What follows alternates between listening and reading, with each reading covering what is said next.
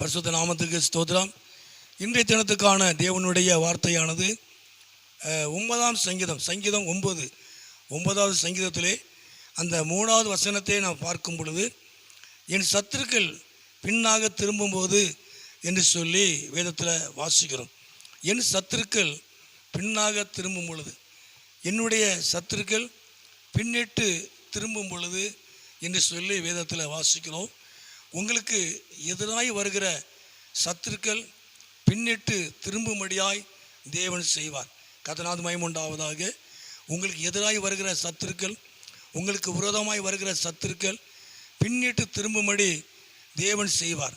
அது எப்படி என்று சொன்னால் வேதத்தில் வாசிக்கிறோம். அந்த 1ஆம் வசனத்திலே, நான் முழு இருதயத்தோடு உம்மை துதிப்பேன். அதாவது நான் கர்த்தரை துதிக்கிறதுனால, கீழே வாசிக்கிறோம், அதிசயங்களை விவரிப்பேன். தேவனுடைய அதிசயங்களை குறித்து பேசுவதனால, தேவனுடைய அதிசயங்களை குறித்து, தேவனுடைய அற்புதங்களை குறித்து நாம் பேசுவதனால, அவரை துதிப்பதனால, அவருடைய அற்புதங்களையும் அவர் செய்த அற்புதங்களையும் அதிசயங்களை குறித்து நாம் பேசுவதனால, 3வது கீழே, உமது நாமத்தை கீர்த்தனம் பண்ணுவேன், உம்முடைய நாமத்தை நான் உயர்த்துவேன் என்று சொல்லி வேதத்தில் வாசிக்கிறோம். அப்போ ஆண்டவரை துதிப்பதனால, அவர் செய்த அதிசயங்களையும் அற்புதங்களை குறித்து பேசுவதனால, அவருடைய நாமத்தை நாம் போற்றுவதனால, உயர்த்துவதனால, நமக்கு எதிராக வருகிற சத்துருக்களை பின்னிட்டு திரும்பும்படி தேவன் செய்வார்.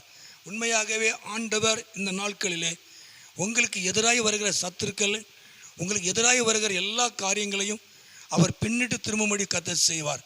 காரணம் என்ன?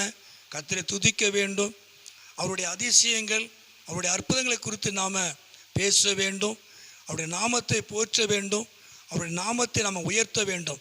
இந்த 3 காரியங்கள் நாம் செய்யும் பொழுது நமக்கு எதிராக வருகிற எல்லா காரியங்களையும், உங்களுக்கு எதிராக வருகிற எல்லா காரியங்களையும் அவர் பின்னிட்டு திரும்பும்படி தேவன் செய்வார். கர்த்தர் உங்களோடு கூட இருந்து அவர் பெரிய காரியங்களை கர்த்தர் செய்வார். அவர் உங்களை ஆசீர்வதிப்பார். ஜெபம் பண்ணுவோமா? எங்களை அதிகமாக நேசிக்கிற நல்ல பிதாவே, அருமையான ஆண்டவரே, இந்த நேரத்துக்காக ஸ்தோத்திரம். இந்த சத்தத்தை கேட்குற ஒவ்வொரு பிள்ளைகளையும் குடும்பங்களையும் என் ஆண்டவர் ஆசீர்வதித்து உடைய நாமத்தை மகிமைப்படுத்து. நீர் மகிமையான காரியங்களை செய்யும். இயேசுவின் நாமத்தில் ஜெபிக்கிறோம் நல்ல பிதாவே. ஆமேன், ஆமேன்.